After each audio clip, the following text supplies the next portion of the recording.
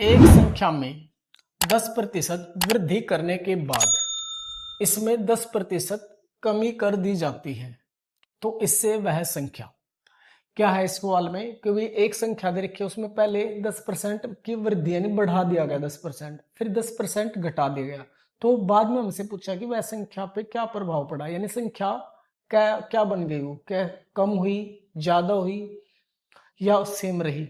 ठीक है ना, तो ये हमें देखना। तो देखिए कैसे करेंगे इसे। संख्या में क्या है, 10% की वृद्धि हुई, तो 10% का आप क्या लिखे, फ्रैक्शन लिखे, भिन्न लिखे, इसे लिखते हैं हम 1/10।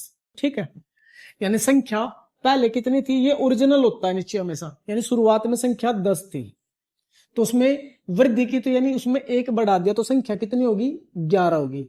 यानी ये पहले लिख लो और ये अब लिख लो।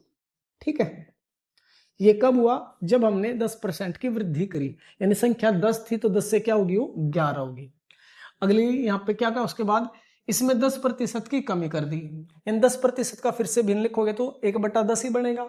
यानी संख्या क्या है, 10 थी, अब की बार क्या हुआ, अब की बार बढ़ाया, यानी क्या किया, कमी, तो इसमें से 1 कम कर दिया, तो 1 कम कर दिया तो संख्या कितनी हो जाएगी, 9 हो जाएगी।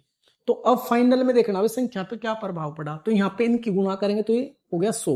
ये शुरुआती बात है पहले वाली, और अब कितना है, 11 नहीं 99, यानी संख्या पहले 100 थी अब कितनी होगी, 99 होगी। तो क्या फर्क पड़ा, संख्या कम हो गई, कितना कम हो गई, 1 कम हो गई। अब हम इसका क्या निकाल लेना, प्रतिशत निकाल लेना।